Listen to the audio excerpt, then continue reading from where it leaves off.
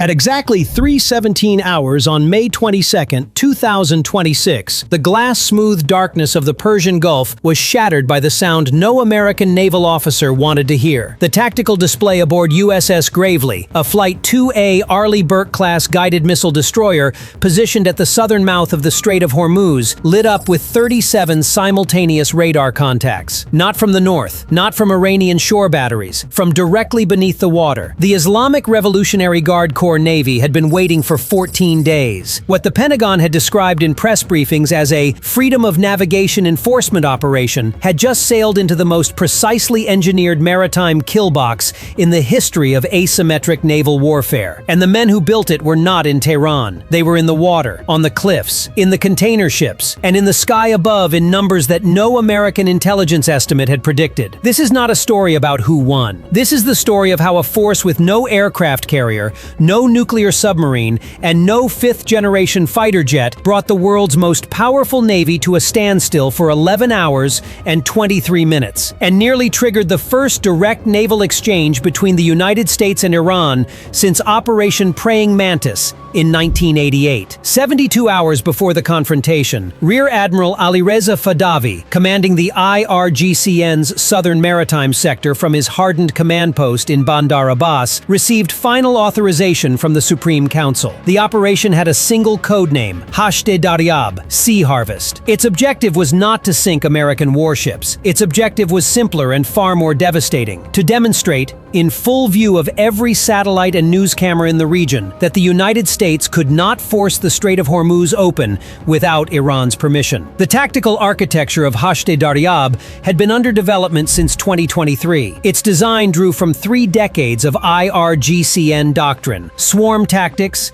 terrain exploitation, electromagnetic ambiguity, but had been completely overhauled following the lessons of the 2019 tanker seizures and the 2021 standoffs in the Gulf of Oman. Iranian naval engineers had studied every American counter-swarm exercise conducted in the Fifth Fleet's area of operations. They had mapped every patrol route. They had cataloged the electromagnetic signatures of every radar system on every destroyer in the region. They had also done something the American planners had not anticipated. They had gone underground. Along the northern coastline of the strait, a 34-mile stretch of sheer limestone cliffs between Keshem Island and the Musandam Peninsula, IRGCN construction teams had spent 18 months boring 6 hardened tunnel complexes into the rock face. Each complex housed 2 Noor anti-ship missile batteries, the Iranian domestically produced derivative of the Chinese C-802, with an upgraded radar seeker head developed in collaboration with the aerospace industry organization in Isfahan. The missiles themselves were housed on hydraulic launchers that could be rolled to the cliff's edge,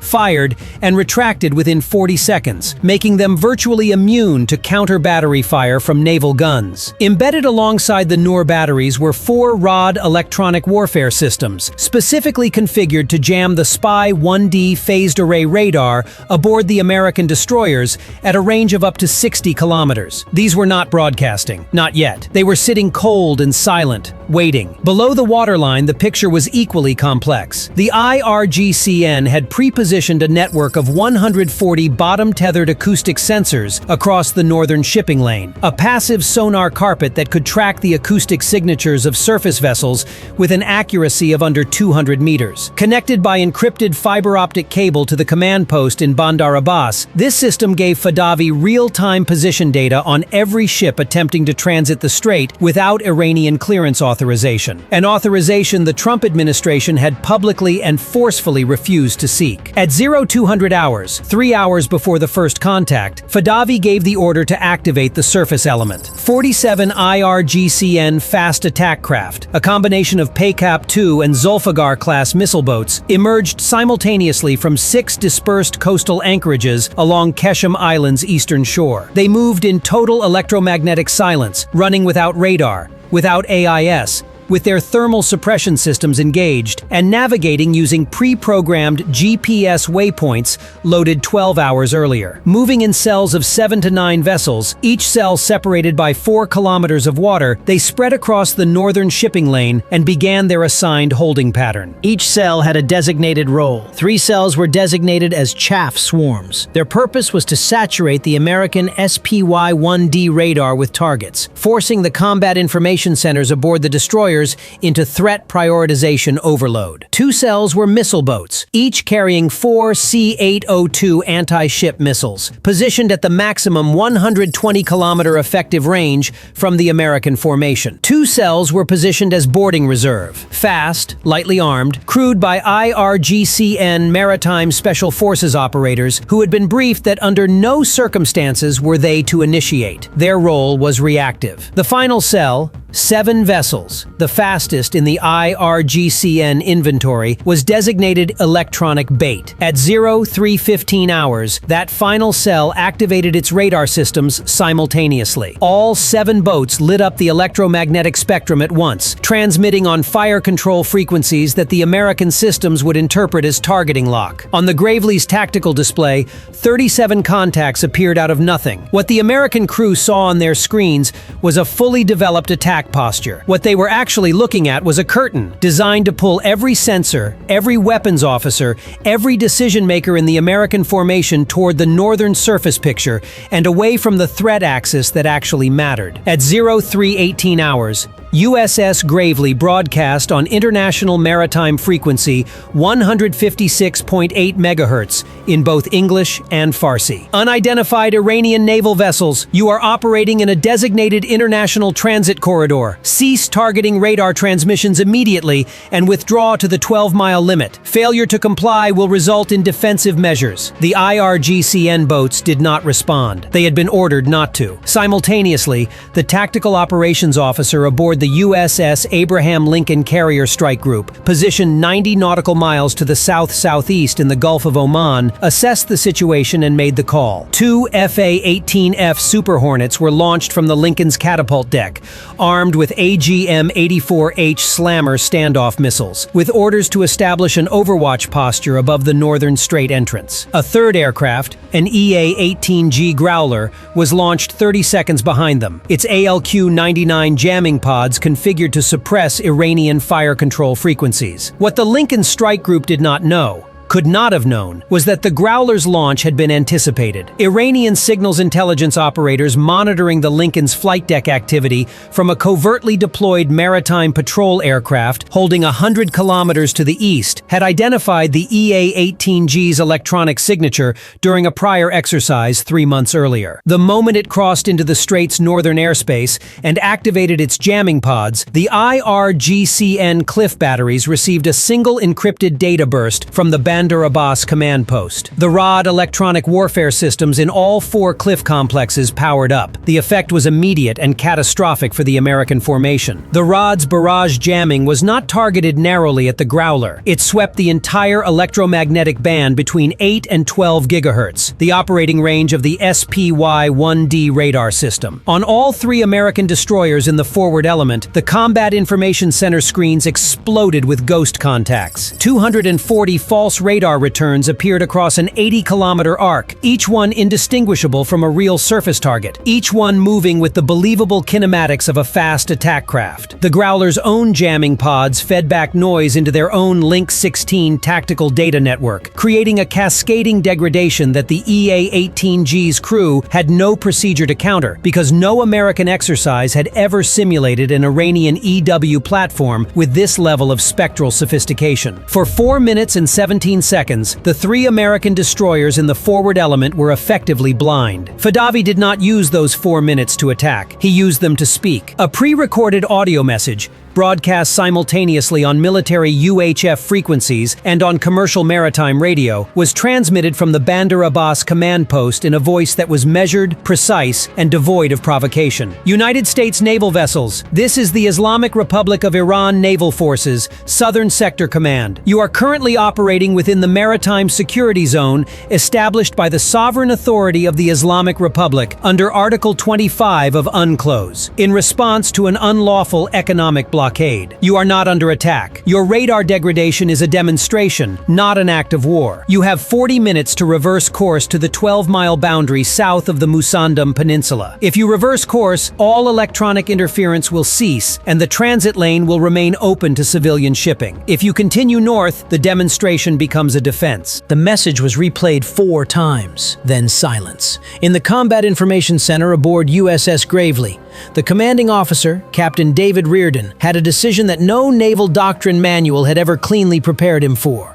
His ship was partially blind. His Link 16 connection to the carrier strike group was degraded. The Iranian contacts on his screen, those that were real, had not fired a single weapon. He had no confirmation of hostile intent that would meet the threshold for a defensive strike under his current rules of engagement. But forward of his position, civilian container traffic was backing up in a corridor that handled 21% of global petroleum transit daily. He transmitted to the Lincoln Strike Group, "Request clarification of engagement authority. We are in a degraded electromagnetic environment. Iranian units are in defensive holding pattern. No weapons hot confirmed. Repeat, no weapons hot confirmed." The response from the Lincoln Strike Group commander took 6 minutes. Those 6 minutes were the silence in which the world balanced. At 03:41 hours, while Captain Rearen was awaiting his orders, the IRGCN's Zulfiqar missile boats activated a second system that had been invisible until that moment. Beneath the surface of the northern transit lane, running on battery power and navigating by terrain-referenced inertial guidance, 3 Nahang-class midget submarines had been holding station at 40 meters depth since 0100 hours. Each one carried a single wire-guided heavyweight torpedo, not a weapon of mass destruction, but a weapon of precise demonstration. Each submarine was positioned directly beneath the track of an American destroyer. The American sonar operators did not detect them. The passive sonar carpet that the IRGCN had laid across the shipping lane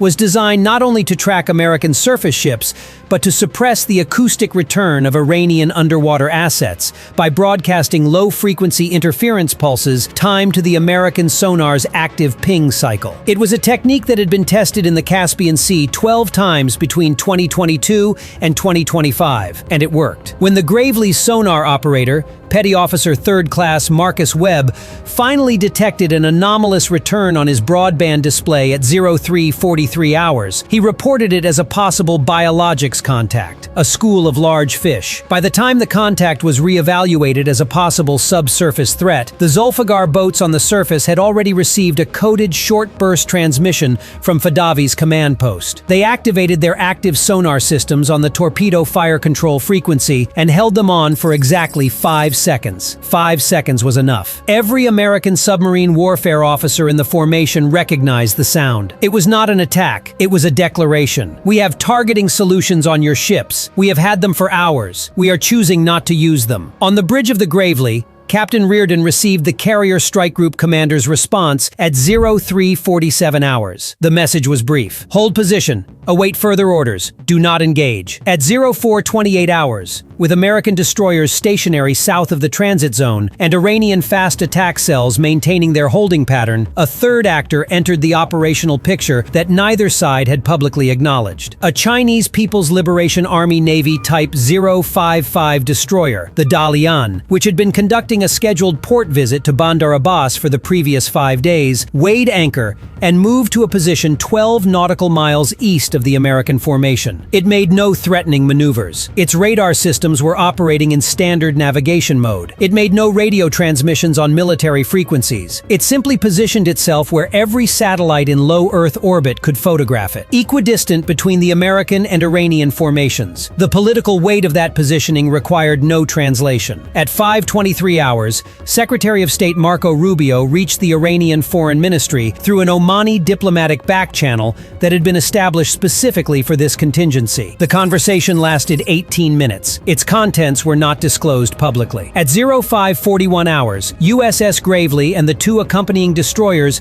began a slow southward turn. They did not announce their withdrawal on maritime radio. The movement was attributed, in a Pentagon statement issued 4 hours later, to a scheduled repositioning in support of freedom freedom of navigation operations in the broader region. As the American destroyers crossed back below the 12-mile boundary, the ROD-EW systems in the cliff complexes powered down one by one. The ghost contacts on the American radar screens dissolved. The IRGCN fast attack cells reduced speed and began their return transit to Kesham Island in single file, running lights off, in perfect, disciplined silence. The 47 boats that had launched from 6 different anchorages returned to port without having fired a single weapon. The 3 midget submarines surfaced after dark and were recovered by their support ships in international waters south of Larak Island. Admiral Fadavi, according to an account later published in the Iranian state media outlet Kayhan Military, said only this to his operations staff as the last radar contact disappeared from his screen. The strait belongs to those willing to defend it. By 0640 hours on May 22,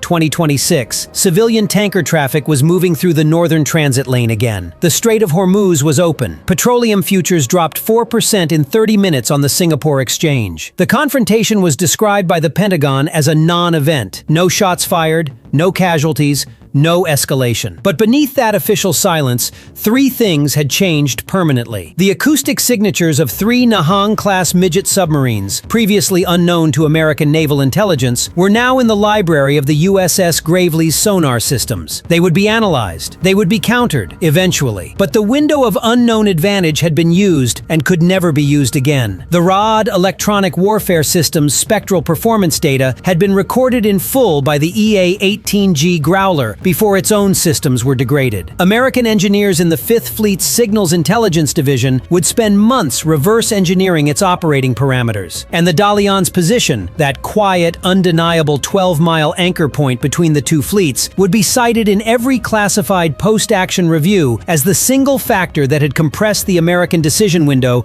to a space too narrow for kinetic action. The Strait of Hormuz remained under Iranian administrative control, not because the United States lacked the firepower to change that fact, but because the cost of changing it, on that morning, in full view of every satellite and every diplomatic channel and every oil market in the world, was a price no one in Washington was prepared to publicly pay. The next convoy will face the same geometry, the same cliff batteries, the same passive sonar carpet, the same midget submarines running silent below the keel lines of the destroyers. And somewhere in Bandar Abbas, in a hardened command post carved into the rock above the Persian Gulf, a planning team is already working on what comes after Hashde Daryab. They have had years to prepare, and they are patient in a way that timed operational windows do not allow for. The strait is still open, for now. But open under whose terms? That question has not been answered. What would you have ordered at 0347 hours if you were Captain Rearen? Hold position or push through? Tell us in the comments, because the next convoy commander is going to face that exact choice. And next time, the submarines may not hold their fire.